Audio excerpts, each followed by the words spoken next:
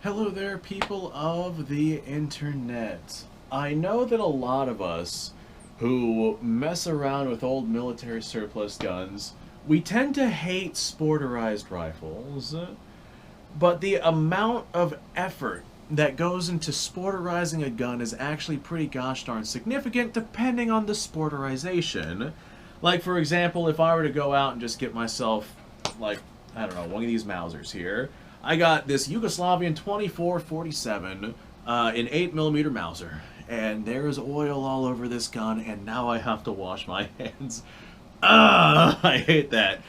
But this Mauser right here is intact. If I were to just like take the barrel and the receiver and bolt and all the hardware and whatnot out of this gun and go out and get myself an already existing stock for a Mauser, like an already existing sporter stock for a Mauser, and just slap that barrel and receiver and trigger assembly and whatnot all on that gun and call it a day, that's my sporterized gun, then there really wasn't much that was done to that rifle. He was pretty gosh darn easily done because everything had pretty much already been made.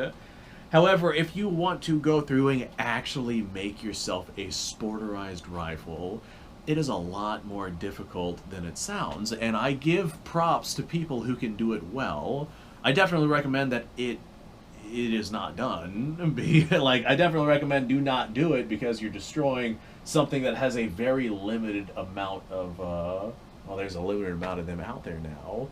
Especially if we're talking about rarer things that are more difficult to find. Like a Mosin, there's just millions of Mosins, there's millions of Mausers. I would still not recommend destroying them for sporterized guns. Go out and get yourself a modern gun if you want to sporterize anything, because you can just do basically anything you want with a modern gun versus cutting up an old military surplus gun. They're not cheap anymore. They're not near as available as they used to be. Just don't do it. But for the ones that were sporterized back in the day, whenever these were cheap and abundant and readily available and whatnot, the ones that were done well are actually pretty gosh darn good. This right here is my Type 38 Arisaka, chambered in 6.5 Jap. It's a Mauser action.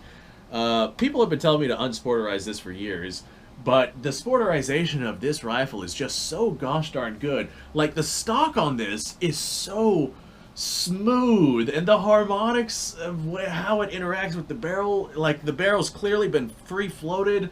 It's just so accurate, it's so nice, it's so lightweight. This is an original Arisaka stock, you can tell, because the rear of the stock is in separate pieces. The Arisaka stocks are made in two different separate pieces, and then stuck together using these two little, I'm going to assume that those are screws in there, I'm not positive about that, but I think that those are screws in there, using these two little screws right here, and they dovetail in right here at the rear. And that's how you can tell that this right here is an original Arisaka stock that has been sporterized. Probably this rifle's original stock that has been sporterized. And it was just done so well, dude. This thing is so comfortable and so lightweight, and I just don't want to unsporterize it because I like it so much. And something like this right here is really hard to do.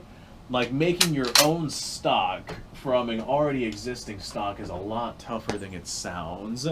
Like, I've got some woodwork that I'm currently working on. This right here is my Civil War musket. This is my 1938 pattern smoothbore musket. I can't quite remember what actual model of rifle this is. What model of musket this is. It used to be a flintlock that was converted to percussion cap for use in the American Civil War. It's definitely seen better days. It is in very rough shape, but I ultimately decided to get this thing up and going. I've made videos on this before. This thing right here is still loaded from the American Civil War, or at least that's what I tell people. It's a paper-patched minier ball, however it is you feel like pronouncing that, that is still inside the barrel of this thing. And I tried getting it out. I broke my rod doing it. I got some other methods that I'll be doing here down the road, but I'm going to inevitably get that out of this thing so I can use this thing. But while I was messing with this, one of the big problems with this thing was the end of the barrel was like destroyed and like bent upwards, and the wood on it was splintered and whatnot, and just the end of the gun was completely destroyed, and there was no saving it. Even if I was going to like heat it up and try and bend it back, it was not only bent, it was also warped, it was squished. There was just no saving it. So ultimately what I did, I got a bandsaw, I went ahead and I sawed this off, and then I took the barrel, I stuck it in my lathe, I rounded out the very end of the barrel, just to go ahead and make everything nice and precise. But in order for me to get the stock up and going, I needed to cut the stock down. The metal work that was done to the actual barrel, that was quite easy. I literally just bandsaw, snip that off, like snip off the destroyed part of the metal, and put it in my lathe and smooth it down. Well, the stock was a different story. The stock is made of wood, and I'm still working on this. This is a project that I'm currently working on. And if you look at how the nose cap interfaces with the stock right now, this is not a very pretty job. Like, this right here is definitely what people would be considering to be bubble work, and that's because I'm still working on it. But this is very poorly fitted to this nose cap. I mean, it's fitted well enough to where I feel like if I took this out and made it go bang, then it would work. But you can see how the interface of the nose cap combined with the stock right here, this is just not great. Like, this is not a very good job that was done. And woodwork is exceptionally difficult, especially whenever you have to woodwork something to fit like in a very tight space like something on this nose cap, and you have to do it by hand without dies, without dimensions, without anything like that. You just have to consistently eyeball it and go back and forth and back and forth and back and forth. And it's a lot easier said than done. And this right here is just my example of me showing how I'm doing it. It's going to take some time and some effort, and like I said, this is like still a work in progress. Right now, I'm trying to get that mini ball out of the barrel. I got some extra parts coming to where I can do that a lot easier than trying to use the ramrod I was using, although the ramrod is currently broken and still inside that barrel. Stand by on that one. I'll get that project up and going. But something like that right there is a lot harder than people give it credit for. And there's way more complex things, like this right here.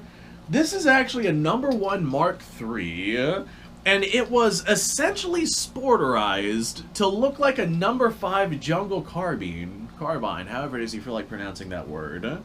But if you look at the receiver back here, this is clearly a #1 Mark III. Right here's our charger bridge. It's a separate piece from the receiver.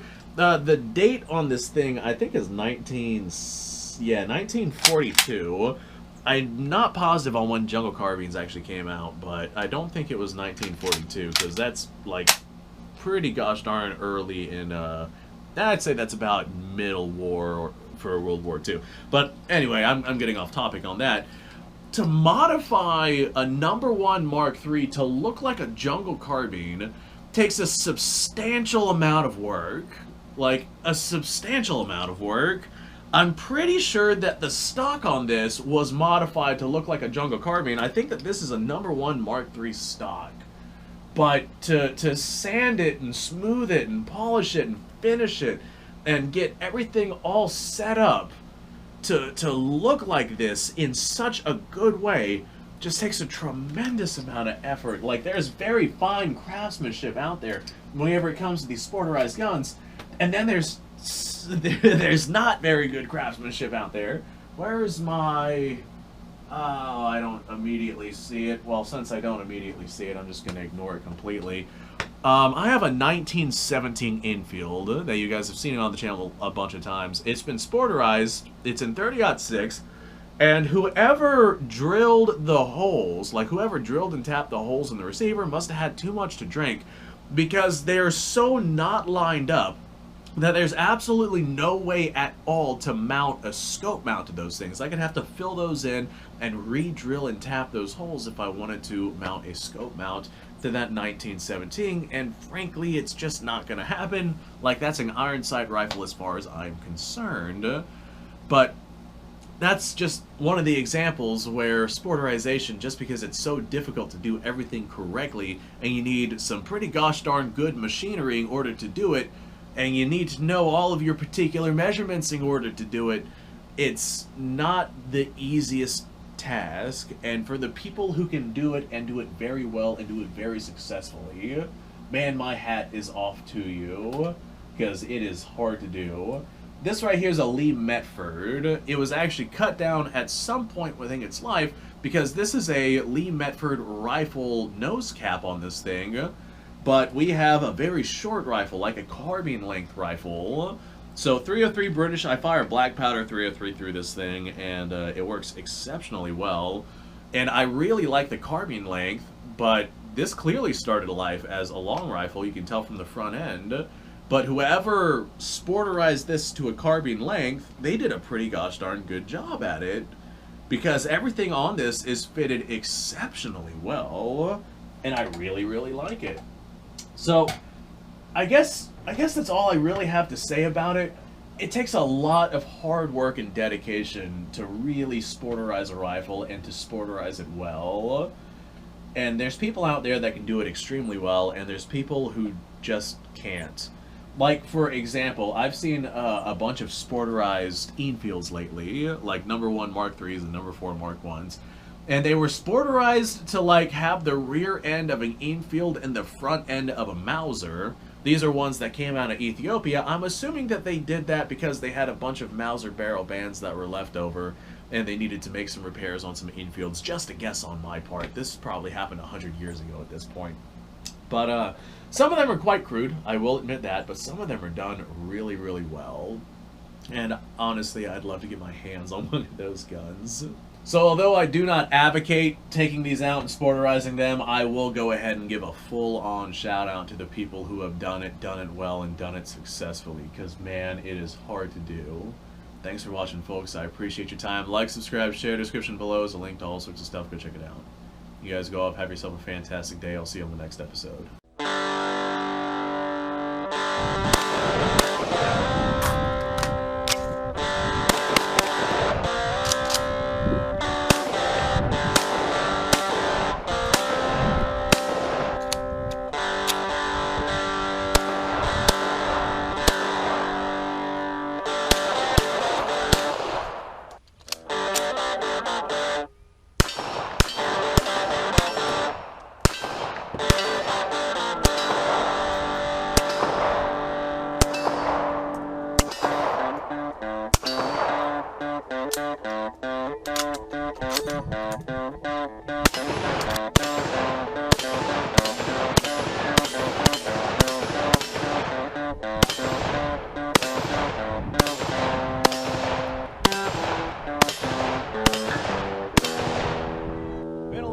Since I've done this.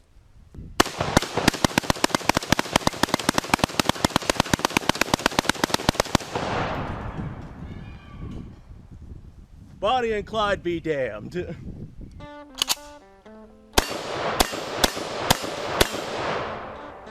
Poor man's Garrett.